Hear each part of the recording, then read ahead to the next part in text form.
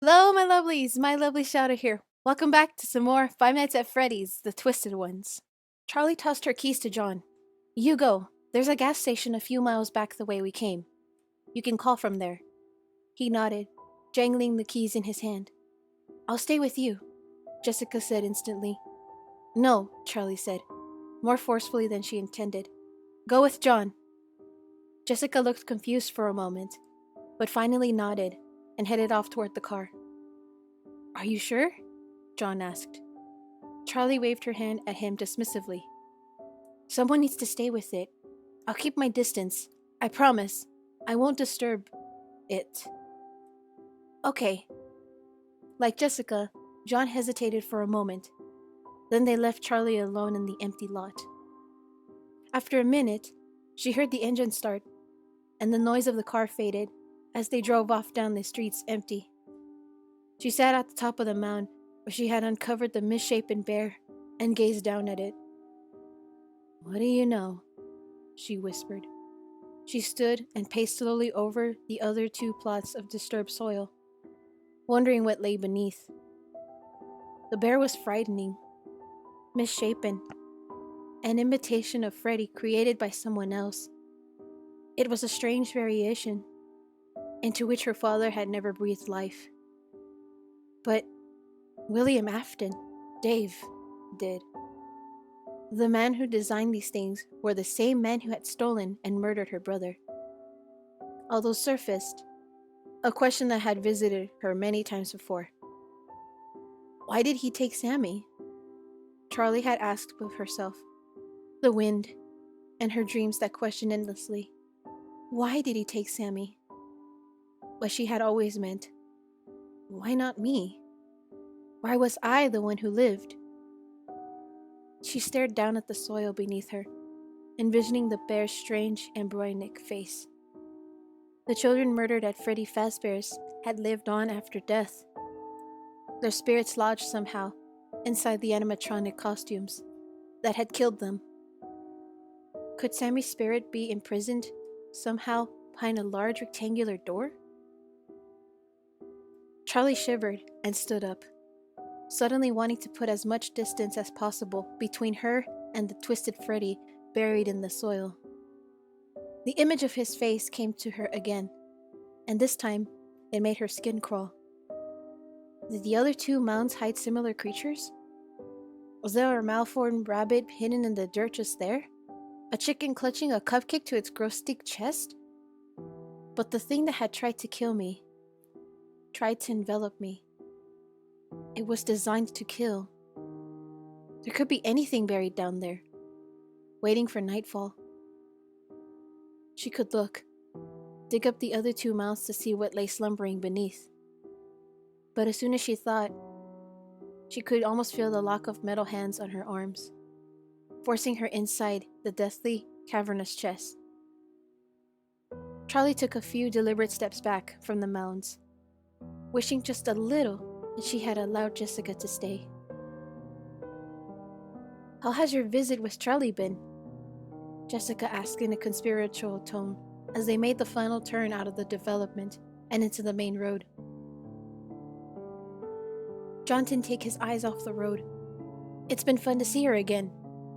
You too, he added, and she laughed. Yes, you've always loved me. Don't worry, I know you're here to see her. I'm here for a job, actually. Right, Jessica said. She turned and looked out the window. Do you think Charlie's changed? She said abruptly. John was silent for a moment, picturing the bedroom Charlie had turned into a scrap heap and Theodore, ripped apart and strewn in pieces. He thought of her tendency to retreat into himself, losing whole minutes as if she were stepping briefly out of time. Do I think she's changed? No, he said finally. I don't think she has either. Jessica sighed. What did you find at Freddy's? John asked. Dave, Jessica said plainly, waiting for a moment before looking at John. Right where we left him. And you're sure he was dead?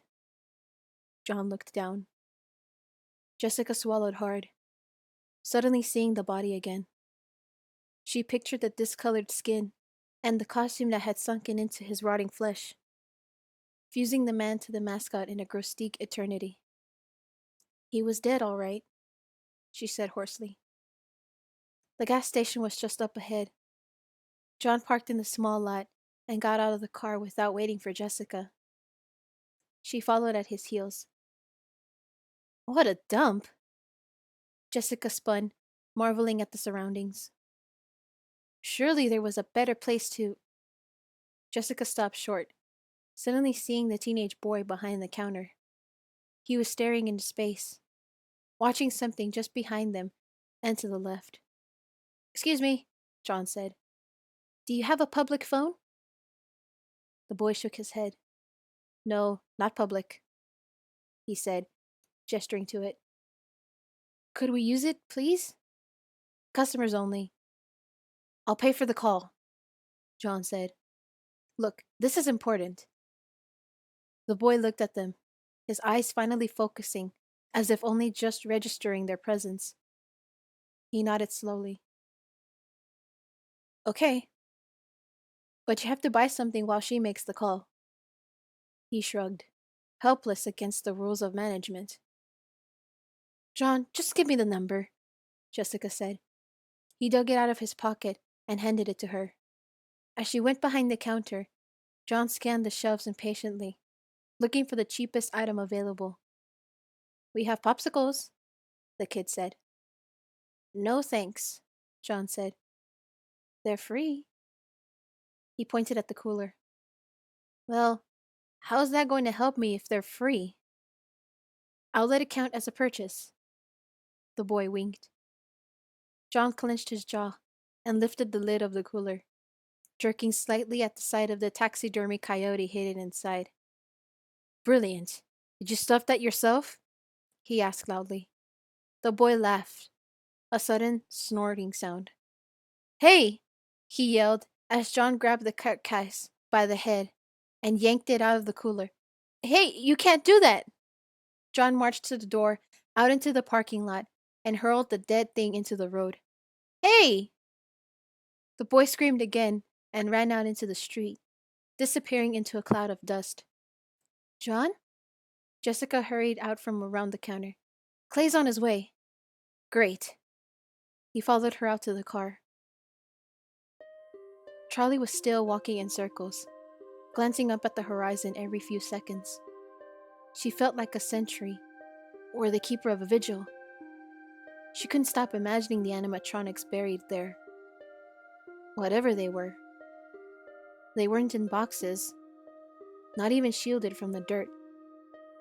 It would sink into their every pore and joint. It would fill them. They could open their mouths to scream, but the relentless dirt would just flow in. Too fast for sound to escape. Charlie shivered and rubbed her arms, looking up at the sky. It was turning orange, and shadows from the weeds began stretching out across the ground, giving the mounds a sideways glance. She walked with deliberate steps to the other side of the lot, where the only telephone pole with wires stood. They hung down from it like the branches of a weeping willow, dragging in the dirt. As Charlie got closer, she saw small dark shapes by its base. She approached slowly. They were rats, all lying stiff and dead.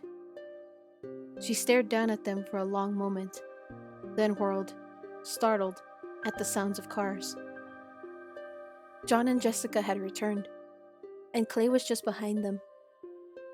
He must have already been in the area. Watch out for that pole, Charlie said by way of greeting. I think the wires are live. John laughed. No one touched the wires. Glad you're okay. Clay didn't speak. He was busy examining the patches of dirt. He walked around them, as Charlie had, peering at them from every angle, then finally came to a stop when he made a full circle. You dug one of these up? He asked, and Charlie could hear the strain behind his level voice. No, John said hastily. We just uncovered part of it, then covered it back up. Clay looked down again. I'm not sure if that makes it better or worse, he said, his eyes still on the mounds. It looked like Freddy, Charlie said urgently. It looked like a strange, misshapen Freddy. There is something wrong with it. What was wrong? Clay said gently. He looked at her with serious eyes. I don't know, Charlie said helplessly. But there's something wrong with all of them. Well, they're murdering people, Jessica offered. I'd count that as something being wrong with them. Charlie, Clay said, still focused on her. If you can tell me anything else about these things, then now's the time. We have to assume that, as Jessica told me over the phone, they're going to kill again tonight. Charlie dropped to her knees in the place where they had dug up the twisted Freddy and began digging again. What are you doing? John protested. Clay needs to see it, she muttered. What in the... Clay inched forward to study the face, then took a long step back to observe the disturbed plots of earth, measuring the size of the things buried at their feet. We have to evacuate these buildings, John said. Otherwise, what are we going to do when these things get up? Ask them to go back to bed? There aren't that many apartments in this area that eventually have people living in them. There's only one building in the whole block, he said, pointing. Maybe two, that looked occupied. Okay, I'm going to go check it out and see who's home. Keep watch over these things. Clay studied the row of buildings and made his way toward them. So we wait, John said. Charlie continued watching the skyline. Dark clouds were rolling over the sun, making it appear as though night had fallen early. Do you hear that? Jessica whispered. Charlie knelt beside the metal face, half buried in the ground, and turned her ear to it. Charlie! John startled. She lifted her head and stared at the face again. It had changed, from one movement to the next. Its features had smoothed over, become less crude. She looked up at John, her eyes wide. It's changing. Wait, what? What does that mean? Jessica said, looking horrified. It means something is very wrong, he said. Jessica waited for him to explain. We're not at Freddy's anymore, was all he offered. Clay returned from across the field. Everyone into the car, he said. My car? Charlie asked. Clay shook his head. Mine. Charlie was about to protest, but Clay gave her a stern look. Charlie, unless your car has a siren and you've had high-speed pursuit training, stand down. She nodded. What did you tell them? Jessica asked suddenly. I told them there was a gas leak in the area, Clay said. Scary enough to get them out. Not so scary as to start a panic. Jessica nodded. She looked almost impressed, like she was taking mental notes. They piled into Clay's car, Jessica quickly claiming the front seat, though Charlie suspected that she just wanted to leave her alone next to John. The cruiser sat at the edge of the lot, as far from the mounds as they could be without edging onto the road. As the sun sank below the horizon and the final streaks of light bled away into darkness, a single street light flickered on. It was old, the light almost orange, and it sputtered at intervals, as if it might fail at any moment. Charlie watched it for a while, empathizing. John was busy staring out across the field, unblinking. But as the hour passed, he began to slouch in his seat. He let out a yawn, then quickly brought himself back to alertness. An elbow poked him in the ribs, and he turned to find Charlie with the mess of wires in her lap, studying something carefully. What are you doing? He asked, then turned his gaze back to the field. I'm trying to see what exactly this thing does. Charlie had the metal disc firmly in her hand. It was the one they'd wrestled from the monster that day. She was trying to connect it properly to the diagnostic tool's small keypad and display. "Okay, John, don't puke on me." She smiled, her finger ready to flick the switch. "I'll do my best," he grumbled, and tried to concentrate on the dimly lit field. "What is that?" Jessica whispered. "We found it inside the animatronic that attacked us today." Charlie was eager to explain. Jessica leaned in closer to see. "It emits some kind of signal. We don't know what it is. It changes what those things look like." John turned his head from the window with a nauseated look. "It changes our perception of what they look like," Charlie corrected. "How?" Jessica seemed captivated. "I'm not sure yet. But maybe we can find out." Charlie dug her nail into the groove and pulled the switch. "Ugh, I can hear it already." John sighed. "And I can feel it." "I can't." Jessica tilted her head to listen.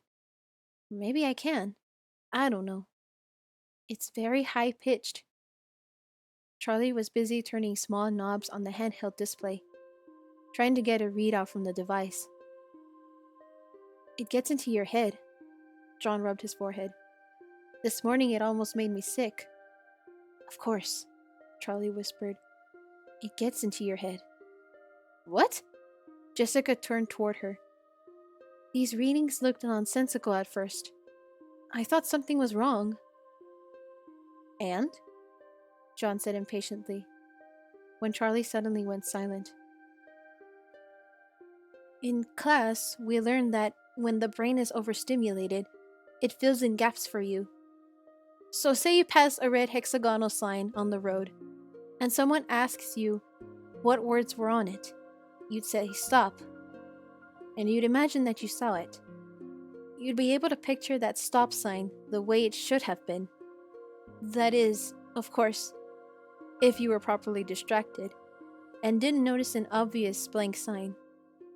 This thing distracts us. Somehow, it makes our brains fill in blanks with previous experiences, the things we think we should be seeing." "How does it do that? What's in the actual signal?" John glanced back again, only half listening. "It's a pattern, sort of." Charlie leaned back, letting her arms relax.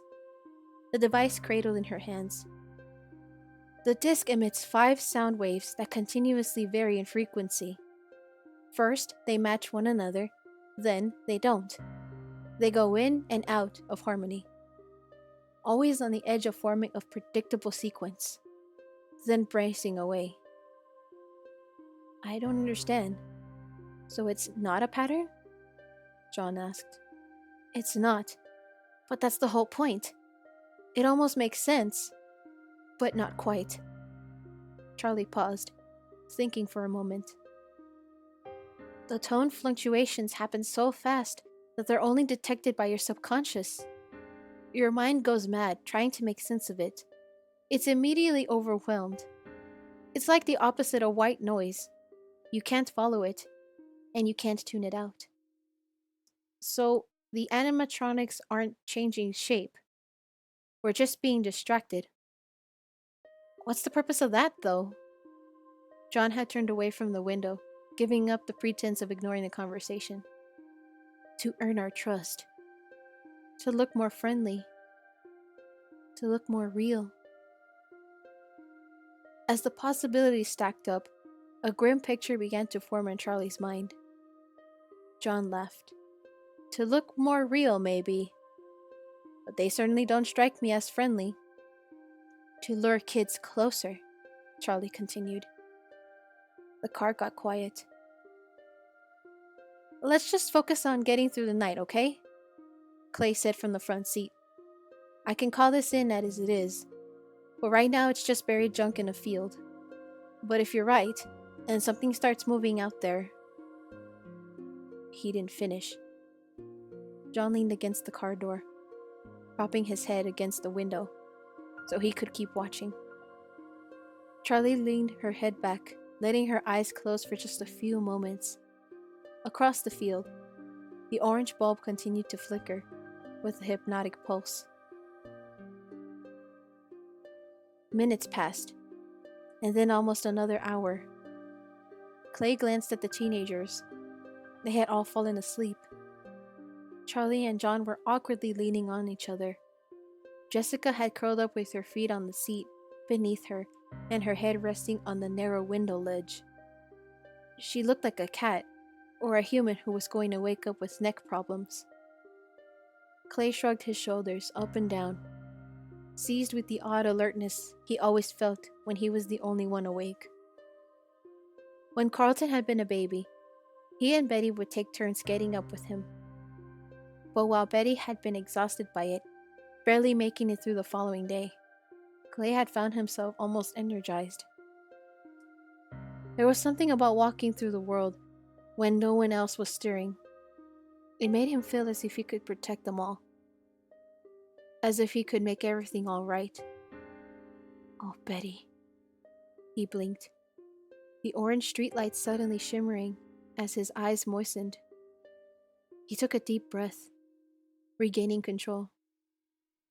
There was nothing I could say, was there? Unbidden, the memory of their last conversation, their last fight, reared in his mind. All hours of the night. It's not healthy. You're obsessed. You're as consumed by your work as I am. It's something we have in common, remember? Something we love about each other. This is different, Clay. This worries me. You're being irrational. She laughed, a sound like breaking glass. If you think that we're not living in the same reality, maybe we're not. Maybe not. The light changed. Clay glanced around, fully focused on the present again. The orange streetlight was fading, the flickering growing faster. As he watched, it gave a final heroic burst and went out. Damn it! He said aloud. Jessica stirred in her sleep, making a small protesting noise. Quietly, but quickly. Clay exited the car, grabbing the flashlight from its place beside his seat. He closed the door and started toward the mounds, his frantic light shaking out across the field until it disappeared. Charlie rose. Her heart was racing, but she couldn't tell if it was from the sudden awakening or from the remnants of a dream she could no longer recall. She shook John. John, Jessica, something's going on. Charlie was out of the car and running before they could answer, heading toward the mounds. Clay! She called. He jumped at the sound of her voice. They're gone, Charlie gasped, stumbling through the upright earth. They're gone, Charlie gasped, stumbling on the upturned earth. Clay was already running toward the apartment nearest him. Go back to the car! He barked over his shoulder. Charlie ran after him, glancing back, trying to spot John and Jessica. Charlie's eyes weren't adjusted yet, and Clay's flashlight seemed to sink into the darkness ahead of him. Charlie could only follow the sounds of his footsteps as he charged through the shallow grass. She finally came to a brick wall and sprinted around it to the front of the apartment. Clay was at the door already. He banged against it and impatiently peered into the nearest window. No one answered. No one was inside. A scream cut through the night, and Charlie froze. It was high-pitched and human, reverberating off the walls of the houses. It came again. Clay aimed his light in the direction of the sound. We missed someone! He shouted.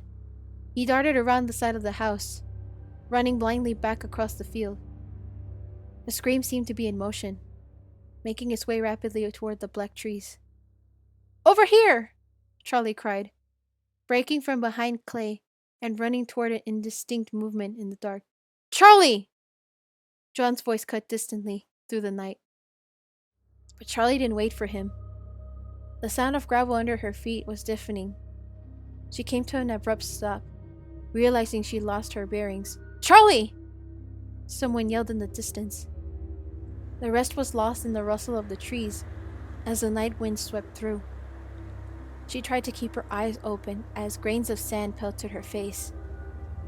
Then the wind finally came, and there was another rustle of branches nearby, this one unnatural.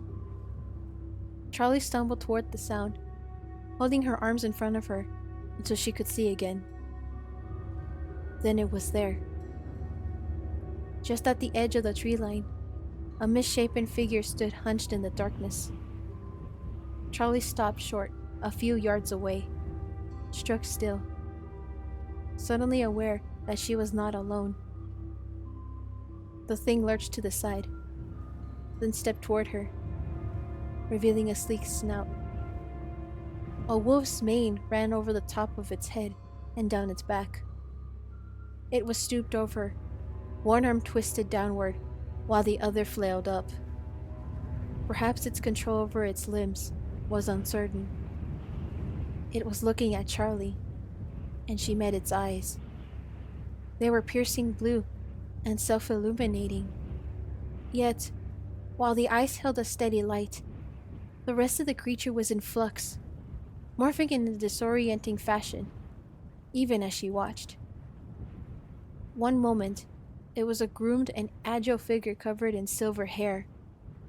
The next, a tattered metal framework, partly coated in rubbery translucent skin. Its eyes were stark white bulbs. The creature flinched and convulsed, finally settling on its crude metal appearance. Charlie drew in a sharp breath, and the wolf broke its stare. It spasmed aimingly, doubling over. Its chest split open, folding outward like a horrid metal mouth. The parts made a grinding, abrasive sound. Charlie stifled a scream, rooted to the spot. It lurched again, and something fell from inside it, landing solidly on the ground. The wolf toppled forward beside it, shuddered, and went still. Oh no! Clay arrived from behind Charlie, staring at the human body that lay writhing in the grass. Charlie remained motionless, captivated by the wolfish pinpoints of light that stared back at her. The thing tucked its head down, suddenly flowing again with the silver mane. It folded its long, silken ears and slunk backwards, disappearing into the woods. There was a rustling in the trees, and then it was gone. No sooner had Jessica arrived than Clay was forcefully shoving the light into her hands. "Take it!" Clay knelt by the body, doubled over in the grass.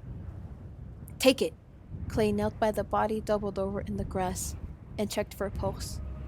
"She's alive," he said, but his voice was hard. He bent over, looking for something else. "Charlie!" It was John, tugging at her shoulder. "Charlie! Come on! We have to get help!" John took off running, and Charlie followed more slowly, unable to take her eyes off the woman who seemed to be dying on the ground. Clay's voice faded into darkness behind them. "Miss? Are you alright? Miss? Can you hear me?"